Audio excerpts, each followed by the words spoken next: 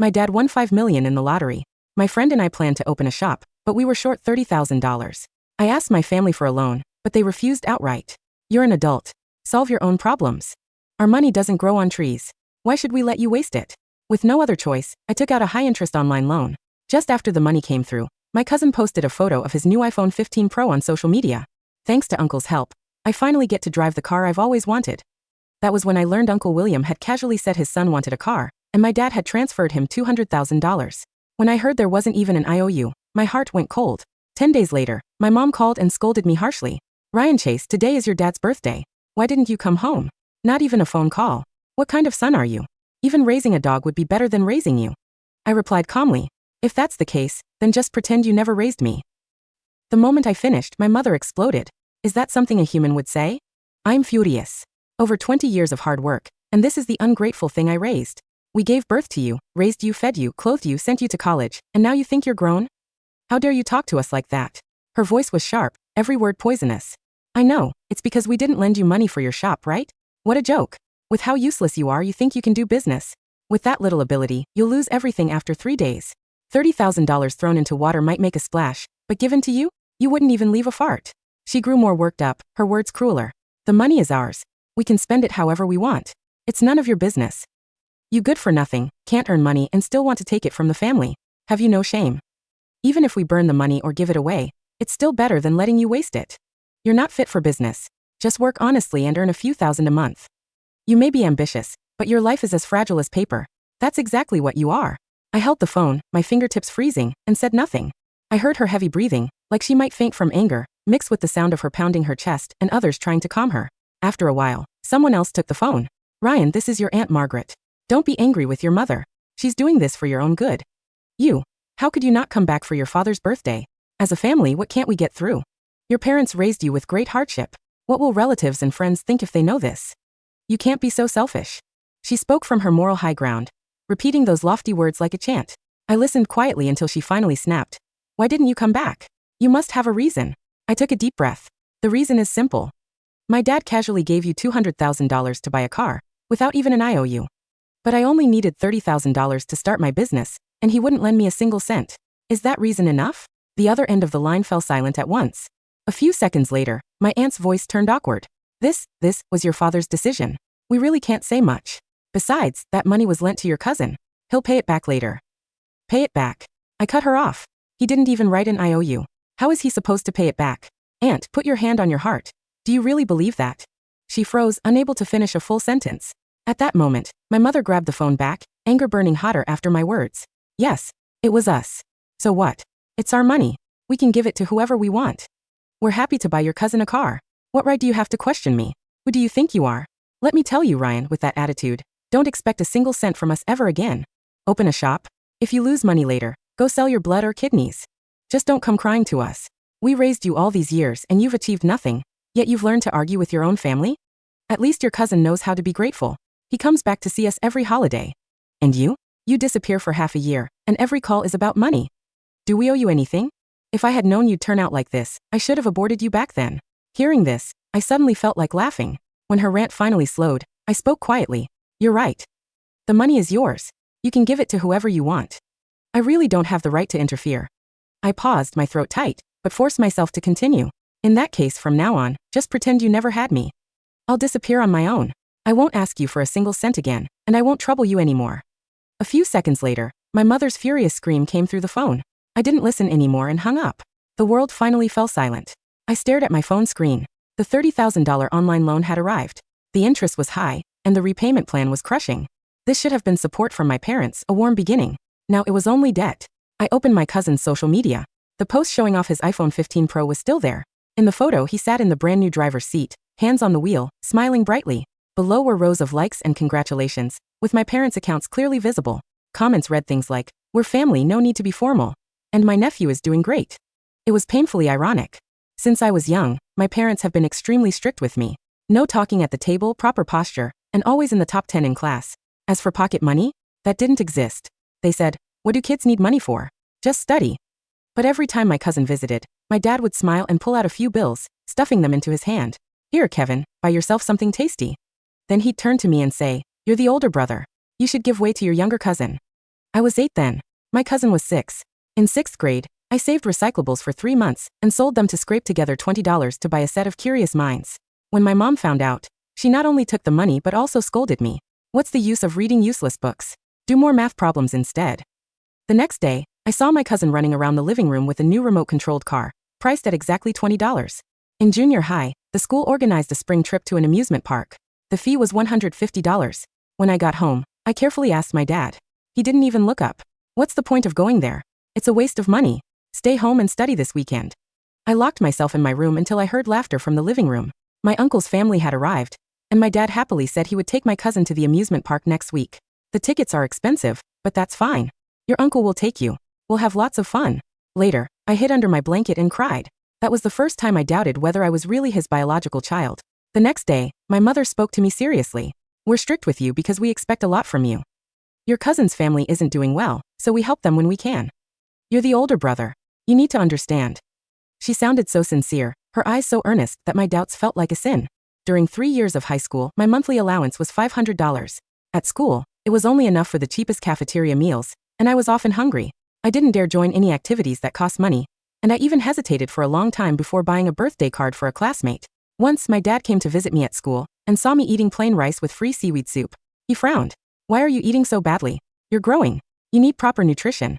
I thought he would feel sorry for me and give me more money, but instead he said, it's good to suffer a bit. It will make you tougher. A few days later, I heard my cousin had signed up for piano lessons. The fee was $4,800. My dad paid 2/3 of it. I went to university in another province, thinking I could finally relax, but my living expenses were still tight, only $800 a month. After phone and internet bills, there was barely enough left for food. My roommates went out on weekends for dinners, movies, and shopping, having fun together.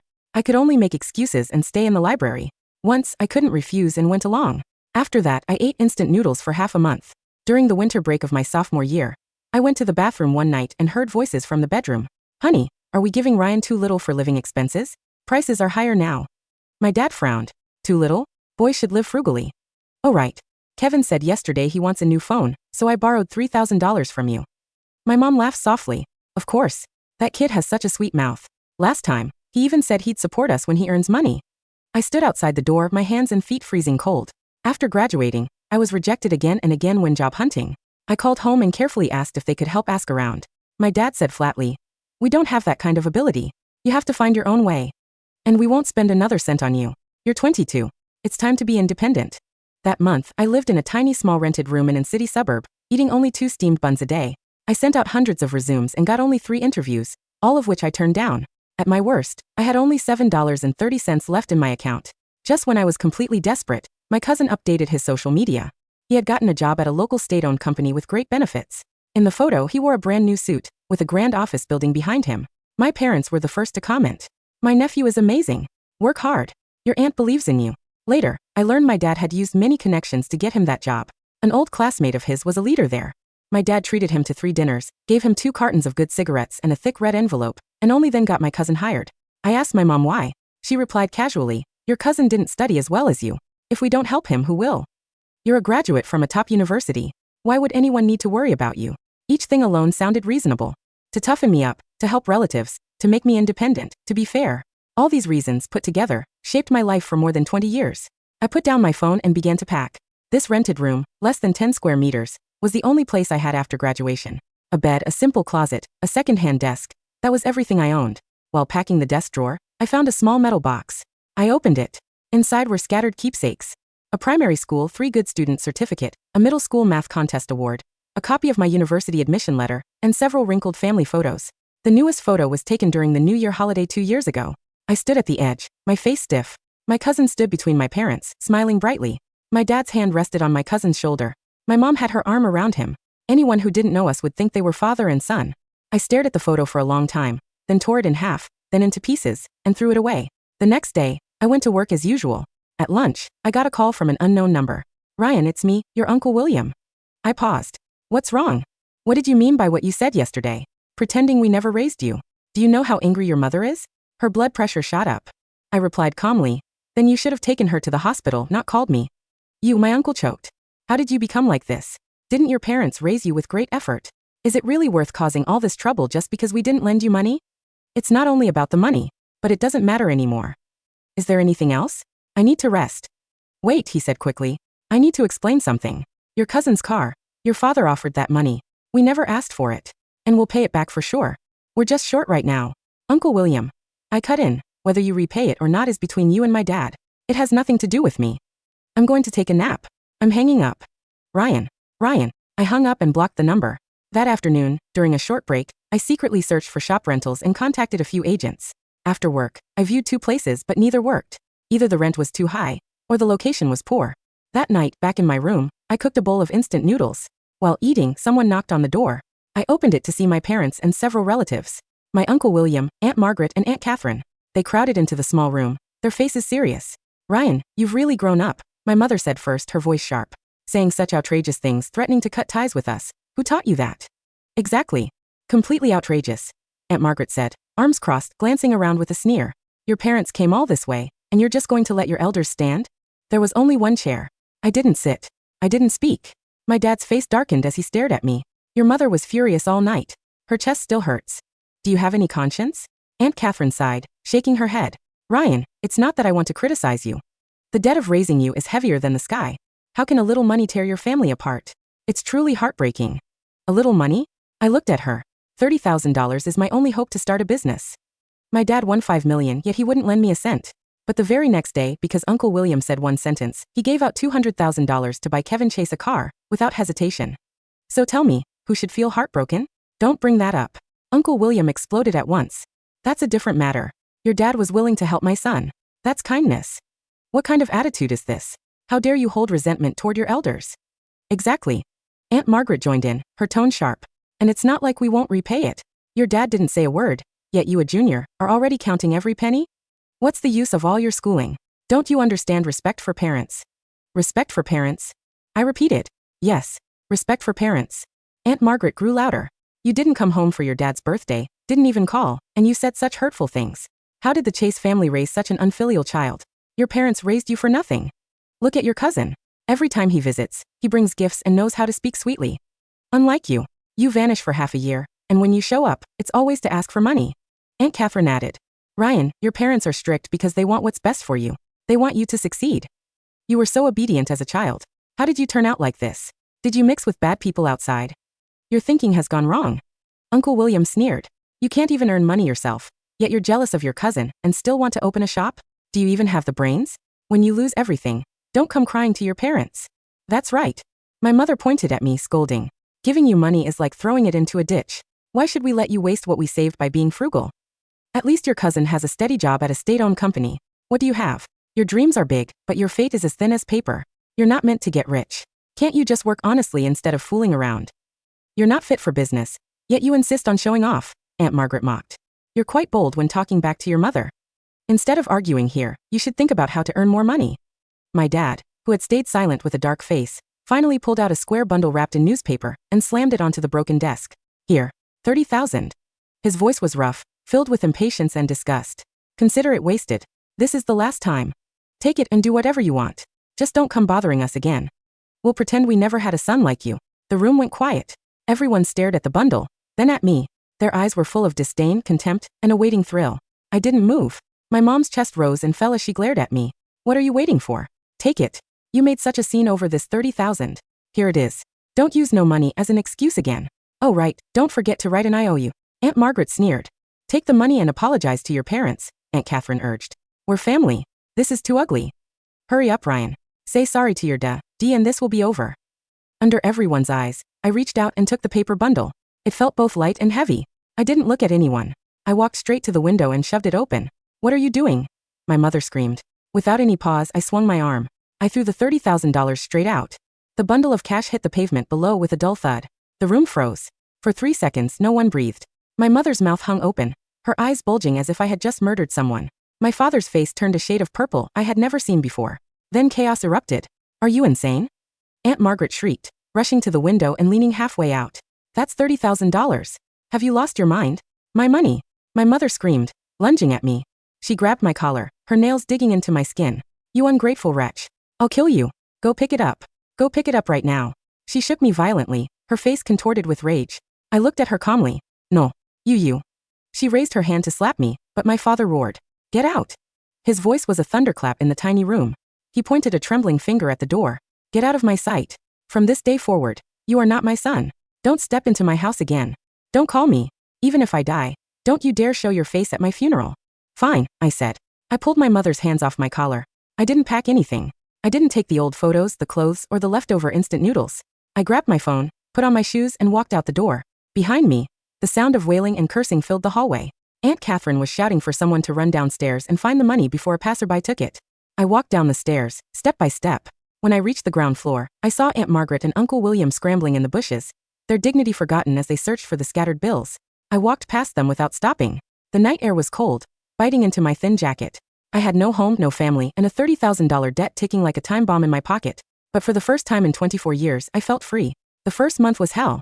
I slept in a 24-hour internet cafe for a week. Then I found a bed in a shared basement room, damp smelling of mold, with 5 other guys snoring around me. Rent was $300 a month. I quit my dead-end job. It paid too little and consumed too much time. I needed money fast. I found a night shift job at a logistics center, sorting packages from 8 p.m. to 6 a.m. During the day, I delivered food. I slept 4 hours a day. Every time my phone vibrated, my heart skipped a beat, fearing it was a debt collector. But I didn't call home. And they didn't call me. Social media, however, was a window I couldn't quite close. My cousin Kevin was living his best life. Road trip to the coast. Thanks to my amazing aunt and uncle for the gas money. New watch. A little treat for myself.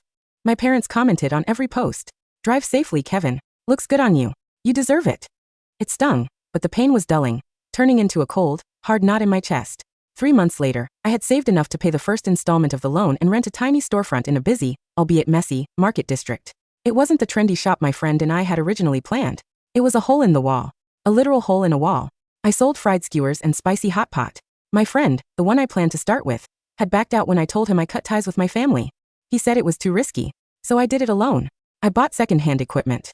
I painted the sign myself. I woke up at 4 a.m. to buy fresh ingredients and closed at 2 a.m. after cleaning every inch of the grease-stained floor. Business was slow at first. One rainy night, a month after opening, a black Audi pulled up to the curb. The window rolled down. It was Kevin. He looked at my greasy apron, my sweat-soaked hair, and the small, smoky shop. He laughed. So this is your big business? He stepped out, not caring about the rain, holding an umbrella over his head while his girlfriend, a girl I didn't recognize, giggled beside him. Ryan, you're really embarrassing the family, he said, shaking his head with mock pity. Aunt and uncle are so worried about you, you know? They say you've gone crazy. What do you want? I asked, flipping a skewer on the grill. Nothing. Just came to see the boss. He tossed a cigarette butt onto my clean floor. Give me 10 beef skewers. Make them spicy. And hurry up, we're in a rush. He threw a $100 bill onto the counter like he was feeding a beggar. Keep the change. I stopped what I was doing. I picked up the bill, walked out from behind the counter, and stuffed it into his shirt pocket. We're closed. Kevin's smile vanished. Excuse me? I'm a customer. I said we're closed. Get out. He scoffed. You think you have an attitude now? You're a street vendor, Ryan. A nobody. My dad says you'll be crawling back begging for rice in 6 months. Maybe, I said. But tonight you're not eating here. I grabbed the broom. Kevin glared at me, muttered a curse, and got back into his car. As he drove off, he splashed a puddle of dirty water onto my storefront. I wiped it down silently. That night, I sold out of everything. 2 years passed. My hole in the wall became 2 shops. Then 3. I franchised. I wasn't a genius. I just worked harder than anyone else. I improved my recipes, sourced better ingredients, and treated every customer like they mattered. Because to me, they were the ones feeding me, not my parents. By the 3rd year, Chase's Skewers was a recognizable brand in the city. I paid off my debt. I bought a small apartment. I bought a car, nothing fancy, just a reliable SUV to haul supplies. I hadn't spoken to my parents once.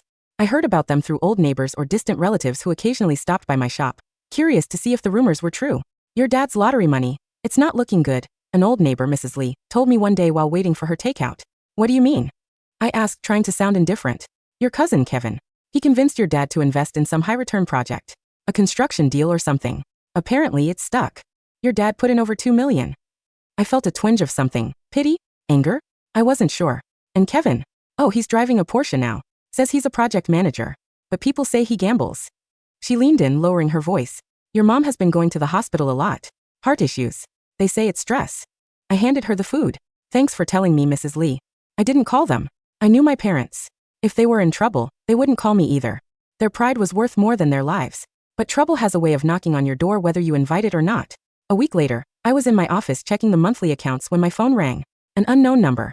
I usually ignored them, but something made me pick up. Is this Ryan Chase? A rough, unfamiliar voice. Yes. We have your father here. He owes us money. He says you can pay. My hand tightened on the phone. Who is this? Golden Dragon Casino. Your father signed a guarantee for his nephew, Kevin Chase. Kevin ran. The debt falls on the guarantor. How much? 300,000. Plus interest. I closed my eyes. Send me the location. The casino was a basement room behind a mahjong parlor in the old district. When I walked in, the smell of smoke and stale sweat hit me. My father was sitting on a plastic stool in the corner. He looked older. Much older. His hair was almost entirely white, his face gaunt. His jacket was torn at the shoulder. When he saw me, his eyes widened. For a second, I saw relief. Then shame washed over his face, and he looked down at his shoes. Who's the son? A man with a scar over his eyebrow stepped forward. I am. You brought the money? I want to see the debt note. He threw a piece of paper on the table. It was an IOU for $300,000. The borrower was Kevin Chase. The guarantor was my father. His signature was shaky but unmistakable. Kevin told me it was just a formality. My father muttered, his voice hoarse. He said he needed capital for the project. He said he'd pay it back in a week. Shut up, old man, the scar-faced man snapped. He turned to me. Well, I pulled out my phone and transferred the money. The man checked his account, grinned, and patted my shoulder. Filiales sont. Good. Take him. I walked over to my father. Let's go. He stood up shakily. He didn't look at me. We walked out of the basement and into the blinding afternoon sun. He stood on the sidewalk, rubbing his arm. I will pay you back, he said, staring at the ground. Once the investment money comes back. The investment money is gone, Dad, I said flatly. Kevin swindled you. There was no project. He flinched. No, he wouldn't. He's family. He's William's son. He's a gambler. And you just paid for his fun. I opened my car door. Get in. I'll drive you home. I don't need your charity. He suddenly snapped, his old temper flaring up like a dying ember. I raised you. I gave you life. You paying this is just returning the favor. I looked at him. Really looked at him. He was pathetic. A man who had clung to his pride and his family values. Until they stripped him bare. Get in, I said again. Or walk. It's 20 miles. He got in. The drive was silent. When we pulled up to the old apartment building, I saw my mother waiting at the gate. She looked frail, leaning on a cane. When she saw my car, a nice sturdy SUV, her eyes lit up with a complicated mix of surprise and greed. My father got out. She rushed to him. Did you settle it? Did Kevin pay? My father didn't answer. He just pointed at me. He paid. My mother froze. She looked at me through the window. I didn't roll it down. I didn't turn off the engine. She hobbled over and tapped on the glass. I rolled it down 2 inches. Ryan. Her voice was trembling. You're doing well. I'm alive. Why didn't you tell us? We heard you opened a big company. We are your parents. You said to pretend you never raised me. Her face crumpled. That was just anger talking. How can a mother and son hold grudges overnight? Come up. Come up for dinner. I'll make your favorite dumplings. I don't like dumplings, I said. I never did. That was Kevin's favorite. She stood there, mouth agape, unable to find a lie fast enough. I paid the debt because I don't want creditors bothering me, I said. Consider it the final payment for raising me. The 200,000 you gave Kevin, the 300,000 I just paid. That's $500,000. That should cover my childhood. Ryan, are you still so heartless? She started to cry. Your father and I are old. We have nothing left. Kevin, that ungrateful beast ran away. We only have you. You had me, I corrected. Years ago. But you threw me away for a remote-controlled car. For a piano lesson. For a cousin who called you auntie sweeter than I called you mom. We were wrong. My father shouted from behind her, tears streaming down his face. We were wrong, okay? Is that what you want to hear? We were blind. But we are your blood. I looked at them. I felt nothing. No cat. No love. Just a profound exhaustion. Blood doesn't make you family, I said. Love does. And you spent all yours on someone else. I rolled up the window. Ryan. I drove away. In the rearview mirror, I saw them standing in the dust, looking smaller and smaller until they disappeared. Kevin was caught 6 months later. Not by the police, but by loan sharks in another province. They broke both his legs. My Uncle William and Aunt Margaret sold their house to pay his debts, but it wasn't enough. They ended up renting a dilapidated apartment, working odd jobs in their 60s. They tried to contact me. They came to my shops. My employees had strict instructions. Anyone claiming to be my relative gets no service. One day, Aunt Margaret caused a scene at my flagship store. She lay on the floor, wailing that I was a billionaire who wouldn't save his dying cousin. I called the police. When the officers arrived, I showed them the surveillance footage of her disrupting business and the restraining order I had filed months ago. They dragged her out. As she was being led away, she screamed, "You cold-blooded animal. You'll go to hell." I stood in the doorway, adjusting my suit cuffs. Maybe, I said to myself, but at least I won't meet you there. 5 years later, I got married. My wife, Sarah, was a supplier I had worked with for years. She was kind, sharp, and understood what it meant to build something from nothing. We had a small wedding. No parents. Just close friends, loyal employees, and her family, who treated me like a son. On the day of the wedding, I received a package. It was a thick envelope. No return address. I opened it. Inside was a bank book and a letter. The bank book was under my name. It had $50,000 in it. The letter was in my father's handwriting. It was shaky, messy, filled with crossed-out words. Ryan, I don't know if you will read this. Your mother passed away last week. It was a heart attack. It was quick. She didn't want me to tell you. She said she didn't have the face to see you. Before she died, she made me sell the old apartment. We moved into a nursing home. It's cheap, but it's okay. This money, it's what was left after the funeral and paying off the last of your uncle's debts. I know it's not much. I know it's nothing compared to what you have now, but it's the only clean money we have left. We were wrong. We spent our lives watering a weed and pulling up the flower. We thought Kevin was the hope of the family because he was clever, because he knew how to please us. We thought you were too quiet, too stubborn, too us. We didn't want you to be like us. Struggling. Bitter. So we were hard on you. But we broke you instead. Or maybe we made you strong. I don't know. I'm alone now. I won't bother you. I just wanted you to have this. Buy yourself something tasty. Dad. I sat on the edge of the hotel bed, holding the letter. Sarah walked in, looking beautiful in her white dress. She saw the letter and sat beside me, putting her hand on my back. Is everything okay? I looked at the bank book. $50,000. It was probably everything he had. He had chosen to die in a cheap nursing home to give me this. Tears finally came. Not a flood, but a slow, steady stream. I didn't cry for my mother. I didn't cry for the father who had ignored me. I cried for the little boy who had saved recyclables for a book. I cried for the teenager eating seaweed soup. I cried for the young man who had thrown $30,000 out a window to save his soul. I'm okay, I said, wiping my eyes. Do you want to go see him? Sarah asked gently. I looked out the window. The city was bright, full of life and future. No, I said. I put the bank book back in the envelope. He made his choice. I made mine. I stood up and took my wife's hand. Let's go. Our guests are waiting. My father died 2 years later. The nursing home called me. He had left instructions. No funeral, no ceremony. Just cremation. I went to collect his ashes. His room was small and sparse. On the bedside table there was a frame. It wasn't the photo of Kevin. It was the torn photo I had thrown away years ago. He had taped it back together. It was clumsy. The scotch tape was yellowing. In the photo, I stood at the edge, face stiff. But he had folded the photo so that Kevin and my mother were hidden. It was just him and me. I took the photo. I drove to the sea. I scattered his ashes into the waves. The wind carried them away, dissolving them into the gray water. Goodbye, Dad, I whispered. I stood there for a long time, watching the tide come in and go out, washing the sand clean. Then I turned around and walked back to my car. My phone rang. It was Sarah. Hey honey, are you coming home soon? The kids are asking for you. Yeah, I said, a smile breaking through the clouds in my chest. I'm coming home. I drove away from the sea, leaving the past in the deep, dark water where it belonged. I had a family to raise. And this time, I would do it right.